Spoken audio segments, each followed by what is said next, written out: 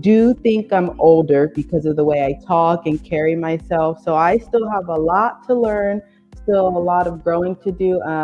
But in a lot of situations, I've been kind of forced to mature. So yeah, I'm only 26. I'm originally a San Diego, California native, currently residing in hot, hot Dallas, Texas. Ooh, it's piping out there now, honey. Woo! We have not had a very good break. We've been at 100 degrees for almost a month. Yesterday, it finally rained, and now we're barely at 90. But a break is a break. Hey, look, I mean, you can take the rain that we've had here in Maryland, and it's not even that cute rain. Like, okay, I'm gonna go outside and come back in. It's like the done for like 3 hours. It's like, oh my gosh, my power is flickering in and out, and I'm like, you know what? I never have my cell phone charged. So I need to learn a lesson here. So definitely, I'm gonna let that rain come to y'all because we're supposed to have a beautiful day today. Yes, we need a little bit. It's still a little humid out here, but we need a little bit. So I'm living in Dallas, Texas. We like it so far. I am a wife. I am a mom to a 3-year-old, a daughter, sister, all that good stuff. Yeah. Um, if I was to explain myself, I think before grief work, right, I would be able to stand back and say, I was a shy, introverted person that, you had to kind of get me comfortable, to really get to know me, and then I'll be goofy. But I think I've kind of dived in more to an emotional side that I have no problem showing my rawness. I have no problem showing kind of me. It's Yeah. it's a long road, and I think once you finally get comfortable, I mean, everybody continues to learn daily. So I'm far from being done in my journey, but I'm now to a place to where I guess in a sense I don't care what others have to say because this is Ooh. me. This is my skin. I can't change who I am. I can't change the way I look. I can't even change, past situations. This I just have to grow from it. So with that, it's made me an emotional person. I connect to people on a whole different level. I mean, I always have, I guess, before, the actual purpose, saying, okay, this is your purpose. I never understood it. I could go to the store and random strangers will talk to me. But Yeah. now I embrace it. I embrace any connection. And I'm just so excited to see kind of how that flourishes in the future.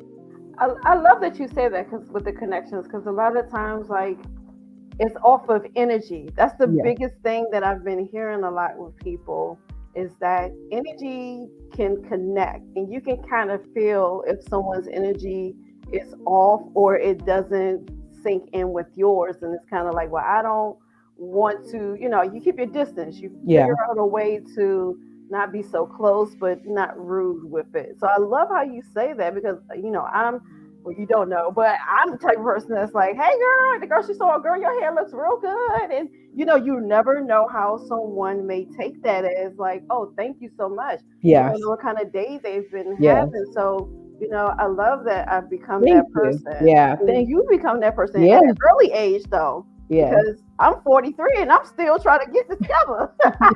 It's never, there's not a timeline on anything. It's never too late. Every day is a lesson or something to learn out there. I think it just depends on how we take it. I Yeah. mean, it was weird, especially being younger. Like I said, all ages flock to me. There's been Mhm. times where I've been somewhere, older women, older men have commented, and I just think they just can feel that energy and they know that it won't be like an off-putting situation. I embrace it. I, talk back, have conversation, and I'm Mhm. always that go-to person. Even in my friends and family, like I said, from my age to older aunties, they're comfortable in that state.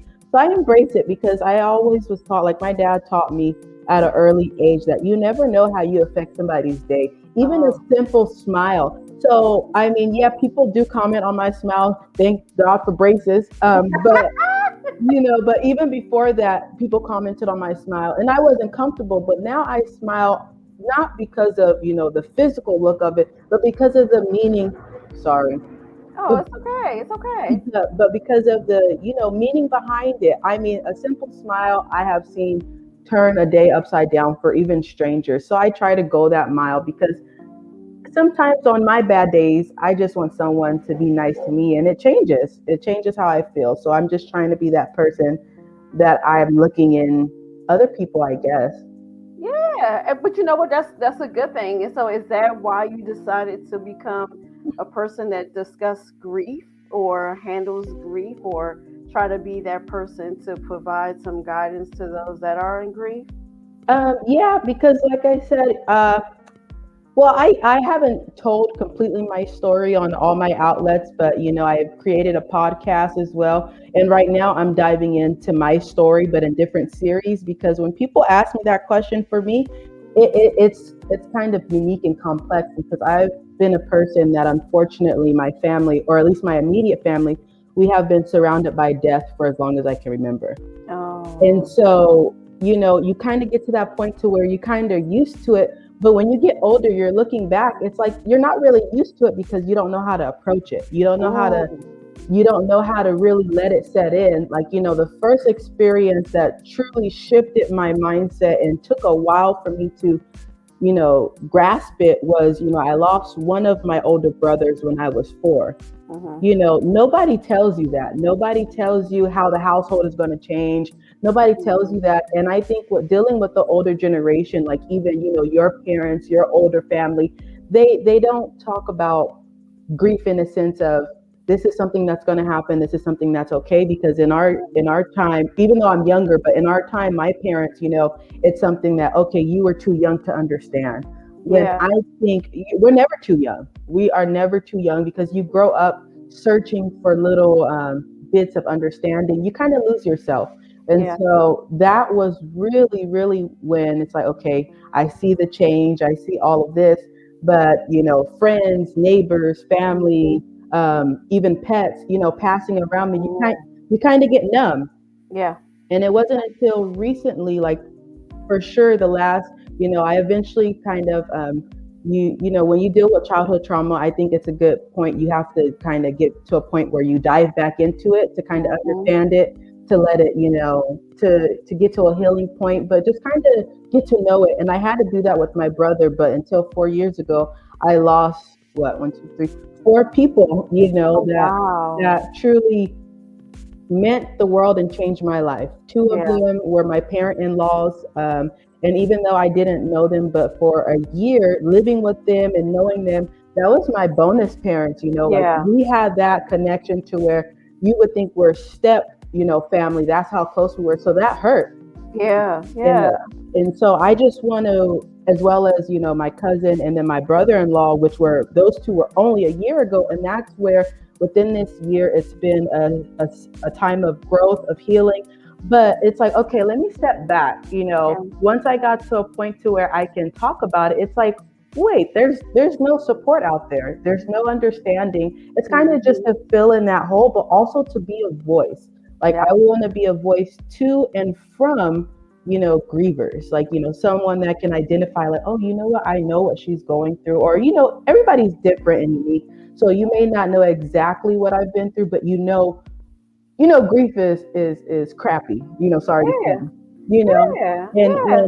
and it's often, I think, a mental health issue that Mm, that they um, that they don't put too much spotlight on, right? There's so right. many other mental health that they go through, and it's, you have to make sure that you're connected to your mind and body, and just, everything broadcasted out there. But I think us with loss, especially long-term loss, I think we're Mm-hmm. forgotten. And, Yeah, grief is a lifestyle. So I just want to go ahead and put that voice out there and support system when people don't have a support system, because I think that's important to get to that next stage and kind of next help with healing. So that's kind of how I got into this. yeah. I mean, that's good. But you know what? That's again, like that's just like I was explaining to you how I got into it, or inside of the magazine, how I got into it. Just PTSD and having anxiety and Hmm. serving in the military. And then, recently my husband lost his aunt, and then lost one of his closest friends, like one of his Hmm. friends that he goes to the movies with. Hmm. And it was another family member that just passed away. So it was like all this year Hmm. it's been like back to back to back. And so trying to deal with someone that's never really Hmm. had to experience that, it's Hmm. like, how do you know that you're comforting that person during that Hmm. grieving period, or should you step back? So what I did is I just made sure I was there, just Yeah. check in Yep. on that individual. But I also have in my work environment someone that just passed, their sister passed. And so, I had to talk to them not as my a supervisor and peer, subordinate, but just more of, hey, this is April to you. You got to make sure you take care of yourself because grieving has its steps. It's a lot. It's a lot of steps. Yeah. People forget that they got to eat. People forget that they have to grieve. And so, with your grieving process, are there steps to grieving? Like, I'm going to just grieve here today and then I should be good tomorrow. Have you figured that out yet? No, I don't think there's steps, just like I don't think there's stages. Mm. I'm sorry if you're hearing background noise. It's okay. It's um, okay. but no, I don't, because you mentioned something that was really good. You said that people don't know until they experience it, because Mm-hmm. they don't know. And it's just simple steps that you take, taking care of yourself. It's Grief is forever. Mm-hmm. Anyone that has experienced deep loss or just long-term grief, they know it's forever. There's no steps to it. I mean, of course, you want to get to a point to where you can acknowledge and identify what you're feeling, because we don't want to run away from those feelings. Yeah. Because in our society, it's like, don't show emotion, kind of don't tell them what's on your mind, don't wear your heart on a sleeve, kind of deal, Mm-hmm. right? But Mm-hmm. I think the more you show that, the more you truly can feel peace. Because even with grieving, you can still feel peace and love and all those good things, and still kind of feel a little painful aspect, right? Because the person you lost will never come back. So that's something Mm-hmm. that you have to think about and deal with kind of forever. Whether Yeah. you cry, whether you're angry, whether you actually show those signs of grief, it's always in your heart. That hole will always be there. So I just think you have to take it step by step and as it comes, grieve Yeah. today. If you can, I always say, do what you can. If you can get up and you need to go to the store, and if you can manage that today, then do it. But if you're feeling so spiritually and emotionally heavy, take time to rest. So I think you have to get to a point to kind of learn yourself and see when is a good time to openly grieve, when is a good time to figure out your triggers, when is a Mm-hmm. good time to kind of um, try to live a life that's meaningful, because your normal life is gone. So it's now Yeah. trying to rewrite and rewire a new life. Right. And I'm glad you said that because one of the questions we were going to talk about was, is there a difference in men grieving than women? How do So you think? I personally, of course, everything is a opinion. So I don't want to say Hmm. yes for sure, for sure. But people kind of take your words and kind of turn it. I Yeah. don't want to Yeah. upset anybody, but I know for sure there is a difference, because my husband and I, we have these last 4 years, we have grieved together but separately. Right. And like I said, it started with him losing his parents, and then I kind of had to take a step back, because it's like, okay, do I show my grief? Do I show my emotion because it's his parents? And Hmm. when in reality, he's thinking something else. Like, how can I support that person? So I think with men, they're trying so hard to be the head of the household. They're trying so hard to show that, it didn't phase me. I'm okay, that they're not taking time for themselves to Hmm. grieve, to oftentimes they feel not supported. And Ah. and how I do know that is because during this time, during these years, I Hmm. always made sure I just, even if he didn't want to talk, I always made sure I was there. Hey, babe, I'm Hmm. here. I'm sitting here. We oftentimes we sat in silence, because sometimes I think as people trying to support grievers or vice versa, we Hmm. get in that habit of trying to fix somebody, and we want to be fixers, and we can't Ah. fix them. This is something that they're going to go through. It's an experience. It's a life-changing event that we can't stop it. We can't do anything to change it. We can just be there to hold their hand and walk step by step. So Yeah. oftentimes I would be like, babe, are you okay? Like, you're not crying. Where inside, he's hurt, he's in pain, but he's shared to show that, because he doesn't know how me or society is going to take that, especially Hmm. being a man. So, Yeah. years later, now that he's seen like my last year of grief being like none Yeah. other, taking me to a place and now doing grief work, we are Yeah. openly talking about it. And there was times he didn't feel supported, not even just by me, but by society, because Uh, you have to have this macho. mhm, He had to go back to work after each funeral, probably only got mhm, like a day or two off, like to where it's too much pressure. I think it's too much pressure and not enough support and encouragement. I think the way we encourage men is a lot different the way we encourage women. We get sensitive, we get emotional, we come down to a place of, okay, hey girl, how you doing? yeah. You know, to where We'll be more sensitive with it. Like, yes, hey, girl, I know you just lost so and so, but yes, with them, it's like, all right, you be all right, you be yes. It's like okay. you just kind of go to a place of assumption when Yeah, really inside they're crumbling because they don't know how to feel their emotions. They go through a yeah. lifelong of, hey boy, don't you cry, don't do that, like Hmm.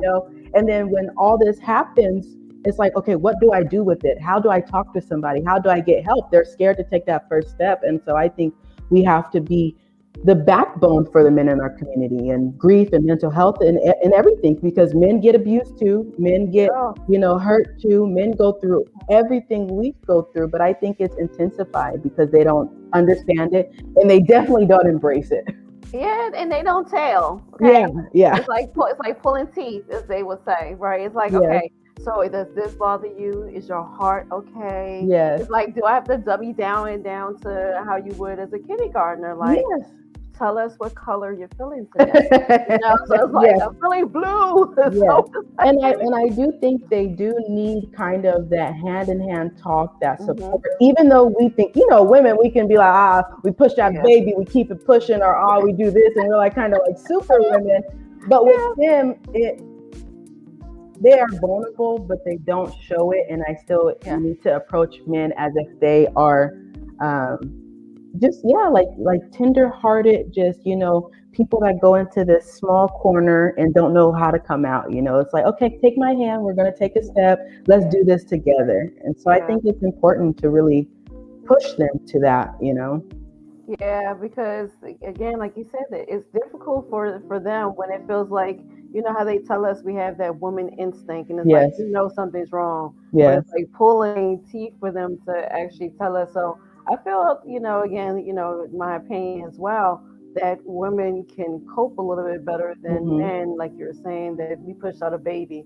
Beyonce has that song. We birthed our baby and come back to business. And it's like, well, them, they still trying to cope, and we're like, well, we back at work, so get it together.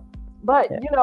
the other thing is, how is your brand connecting locally in your area to expand on your mission of providing, some grieving outlets to people that need it? Yeah. Well, originally well, like, I'm a grief and support coach, but I'm heavy on the sharing my experience rather than professional and educational aspect. Like, I have no problem with that, but I think with everybody trying to teach what grief is, how do you deal with it, I feel like Mhm. there's not enough people showing their actual lifestyle with grief, right? And Mm, so when you show your story, when you show kind of, like I said, grief is now a lifestyle. So all mhm, things grief, the brand now that I'm creating is that lifestyle. mhm, From, journal prompts to merchandise to literally embodying everything, podcasts to support and encouragement. Because oftentimes I found when people come across all things grief, people that I even have, in my messages that say, mhm, I usually never open up, but this is what's been going on, and your content has helped me. And that's literally what I'm here is, as a support system, as a voice, just trying to connect that gap. Of course, eventually I will definitely direct those that need extra help and extra therapy to mhm, those that I work with and love. Like, I've met a lot of great people in this community that do mhm. really good on the professional and education aspect of grief, Yeah. that I will direct in there. But this is just the more I tell my story, the more I know that somebody is okay with their existence, their living, Mhm. because going through grief is already a lonely situation. Yes, And yes. when you already feel like there's not enough support or people around you, it's kind of like, where do you turn? That's why some people turn to substances, alcohol. Uh, They self-harm because they feel at a mhm, loss for words, where it's like, hey, I'm here waving my hand, I'm here, hold my hand, mhm, I'm here as your saving grace, hold my hand and we'll get through this together, because mhm. I know pain, I know loss, and you're not alone. you know Right. of course, I have plans in the future, like in the next coming month. I do plan on having online meets, kind of meet and grief, and kind of Mhm. like grief talks, just so that you can unload, once a week, and just be like, whoo, I just Yeah. needed to be around people with like minds and like situations. Because Mhm. even within my household, we have all grieved differently, but Yeah. it's all felt still alone. Like, Yeah. especially since they're your family, everybody has a different relationship to that person, that they take Yes. it different. But when Yes. you meet a community that's dedicated to all things grief, like I said, I've lost a brother, a parent, parents-in-law, brother-in-law, my cousin that was, basically like a brother to me, to where Mhm. my experiences is unique. It's not just like those main household people that you lose, sibling this and that, because some people feel like their loss doesn't matter because everybody's just like, the main losses are what's more important. Where I think title doesn't matter. If it's your best friend, your dog, a Right. neighbor, if you felt, connection to that person, or, that animal, um, that was love. Grief Right. is a form of love. It's just you are expressing your love, no matter who it is. So I'm that outlet that you go to just to express that. You can find me on social media and reach out at all times. And like I said, look forward to those meets coming in September. And then eventually, look out for all things grief. I do want to do a nonprofit, We, and kind hey, we need to of, stick together because I feel like that's where I'm gonna be going. yes, That org. ma'am. Yes, because there's so many, like I said, there's so many different charities and Mhm. nonprofits for so many different situations.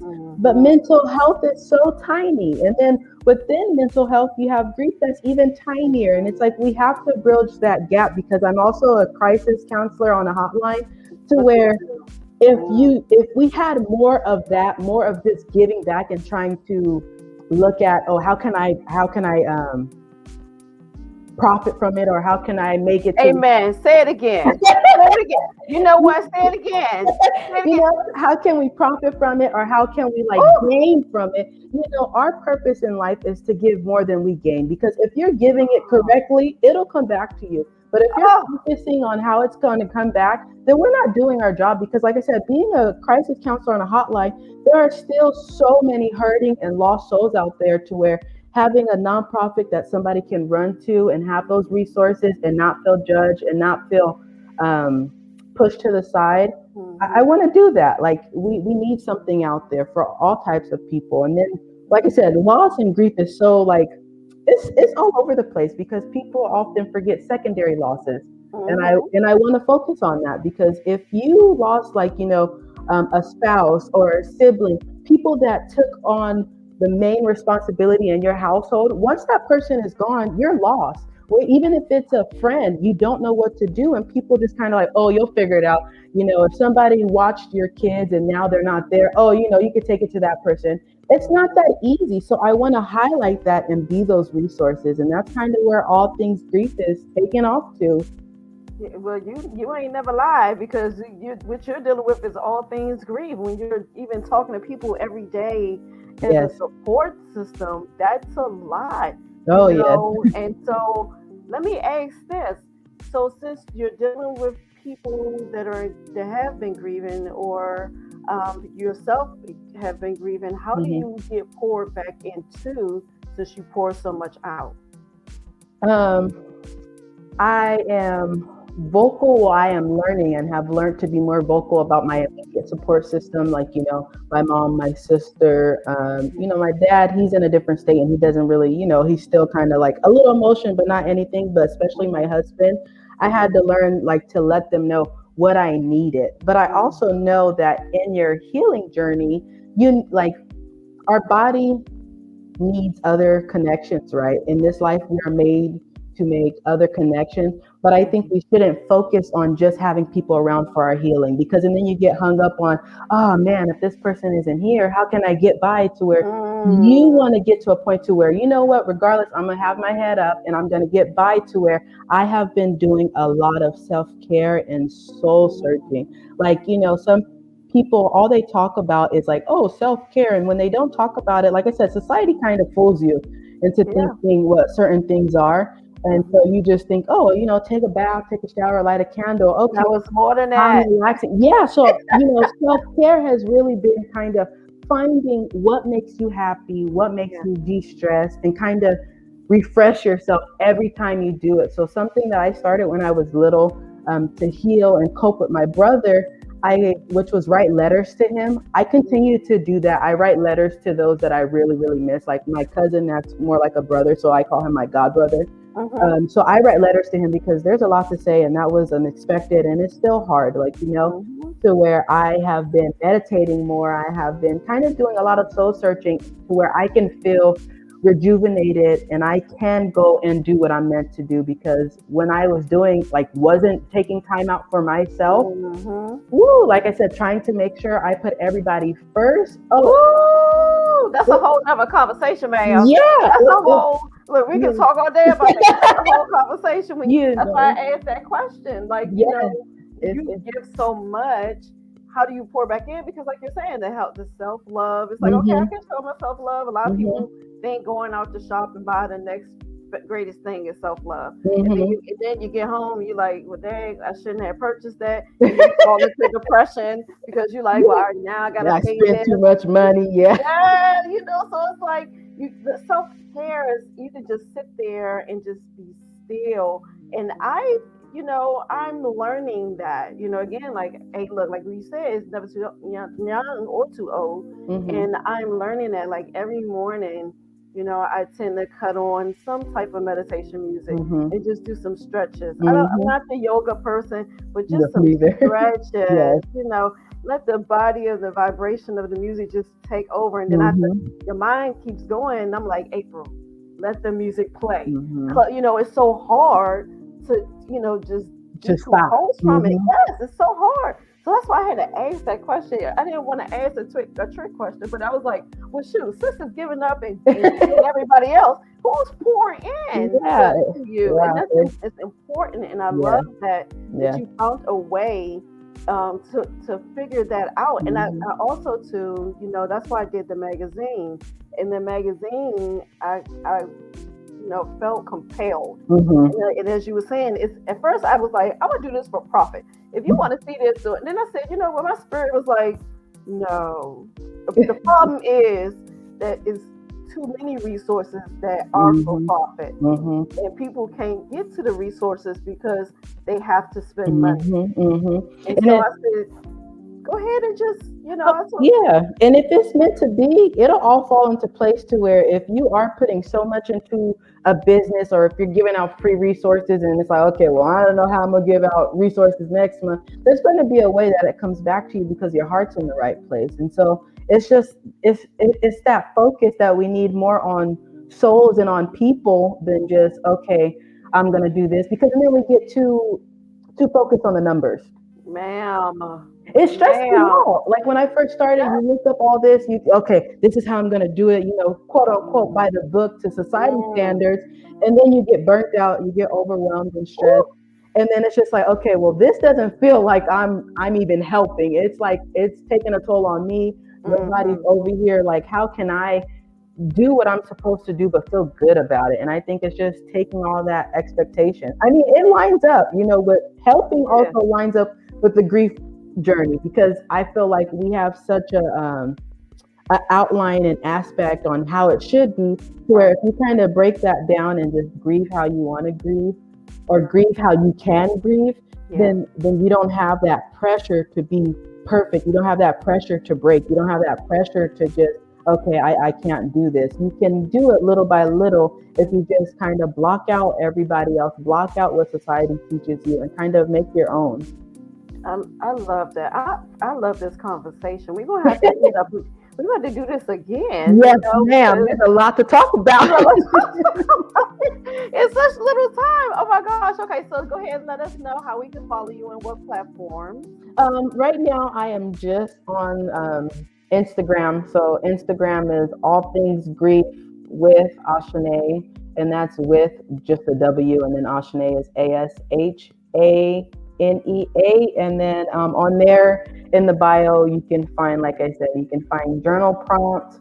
You can find an affirmation book. You can also find just the podcast, right? Because that's kind of where I'm headed, because I don't like, that you have to be so perfect on Instagram, or it has to be this way, to where I just want to be me, because this is my life. I can't pick and choose when to grieve. This is my life, to where you can find me on there and you can see how I live life after loss. I love that, life after loss. Ooh. Look, you need to put that on a t-shirt now. Yes, ma'am. I'm sure you'll get a lot of people, and I'm so happy that we actually connected. I can't wait to get on your podcast now. Yes, ma'am. This is good. I love it. I love it. I love it. Yes. And even in the future, I still heard you say, you kind of looking for, nonprofit ideas, and we got to do something for the community. Yes, and I'm all for it. That's why I told you, I was like, I'm not about to make people pay. The purpose of this, I say this in closing, okay? We're all here for a reason. God put us here for a reason. Whoever you may believe in put us here for a reason. Yes, ma'am. We're always trying to figure out what it is. Why am I taking this job? Why am I doing this?